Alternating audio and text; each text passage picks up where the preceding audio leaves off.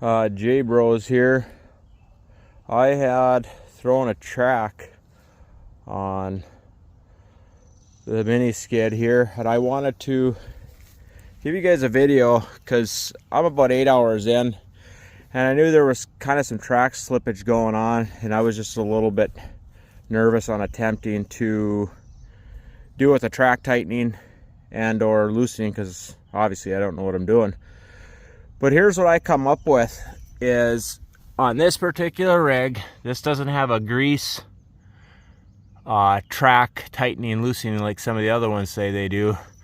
This one here was ran by this idler wheel, which I pulled out, and it's just this spring here, and that outside bigger nut, that is just the stop nut for that smaller one, which then connects and pushes on this spring to get more tension or loosen more tension. All that is a rod that pushes in this container. And so this here, I'm gonna have my wife hold this and I will show you how simple this is. So I'm assuming, once again, this machine did not let me down as far as how easy it is to work on.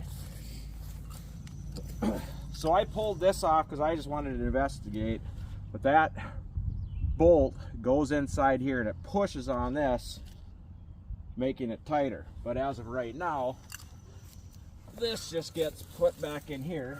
Mind you, this is probably like 40 pounds. It's not that big of a deal. Just gonna get my track out of the way. And so all this is, just slides right in here if I'm strong enough to get it in.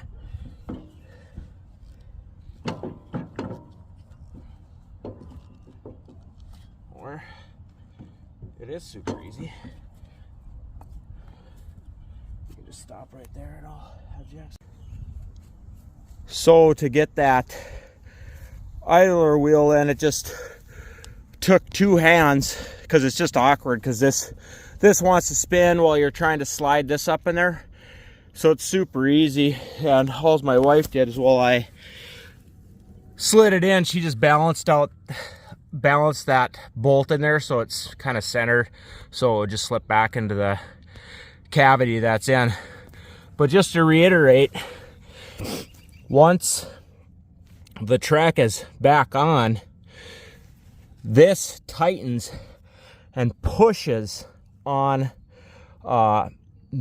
metal, basically bolt inside that dolly, and it pushes out to tighten that up. I want to reiterate how simple this is. This is the stopping point that you want to get to. This is the one that tightens and pushes that nut, and this kind of locks it in that spot. So very, very simple. I'm going to try to get this track wheeled back on here. I'll see how it goes, and yeah. Okay, back here with the mini skid track fix. Just to save everybody a ton of time, obviously I'm amateur, so if somebody would have been a track guy, they would have figured this out in 2 seconds.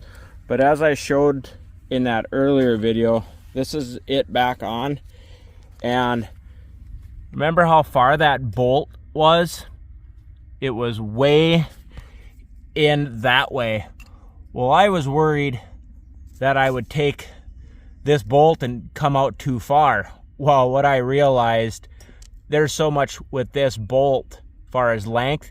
This is the distance you need to get it out to make putting the track on insanely easy.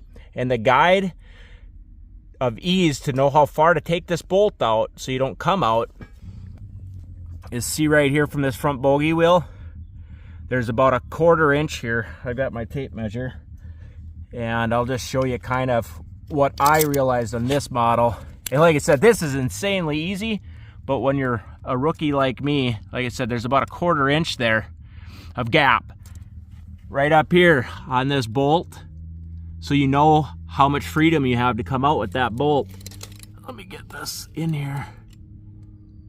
It's about 2 inches from this bigger bolt to here. You got 2 inches to bring this out. But the main thing I would look at get this 1/4 inch here. I'll show you the other side where the track's already on, and this will just save you so much time. My wife and I were just like befuddled. It's like, it's got to be easier. Okay, see, there's that front drive wheel. Right now there's 2 inches and 1/8 on this gap. What we're gonna do when we put both of these back together and I tighten up the other side, I'm gonna get both of these to 2.5, because I think now that my track's a little bit wore from the first initial hours. And see where this bolt is at? So don't get nervous that you can't take that bolt out, because I was thinking, oh my god, I saw some of these videos with grease coming out of them. It's like, what the heck are we doing here? Ours isn't grease loaded far as expansion contraction. It's this bolt that pushes into a spring that presses it out. So I think this is the way simpler, you know, this is just stupid easy. If you need to get the track off and on, just take that bolt out like I showed you on the other side. And then, like I said, the best guide is saying on this front disc, when you want your track tightened at this point of my wear in track, I'm going to go to 2.5 inches over here.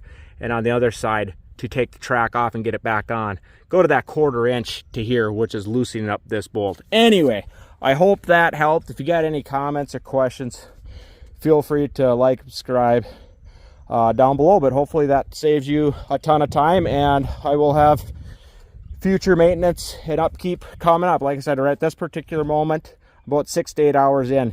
And had I been more on top of my game with not being so nervous, I should have just tightened that track after knowing there was some slippage going on and some wear in the track. So I should have tightened that bolt before it even got to this point.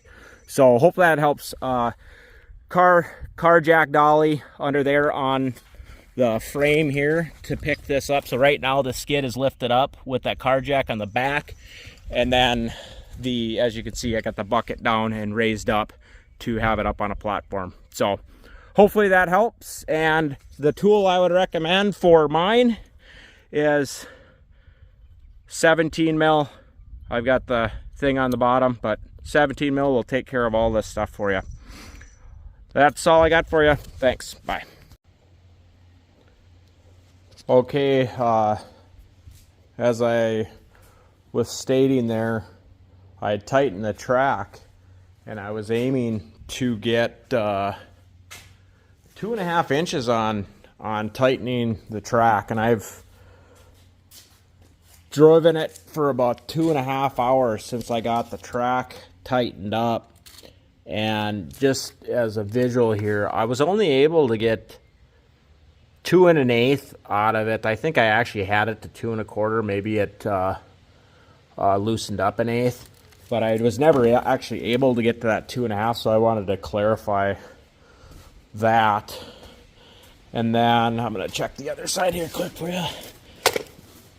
Got a little. This one might be a little off just because I got a little dirt on the wheel here that I need to clean off. And that's probably 2 1/8 as well. And then I just wanted to let you know as well, that bigger nut there, that is 1.25 inch short socket bolt.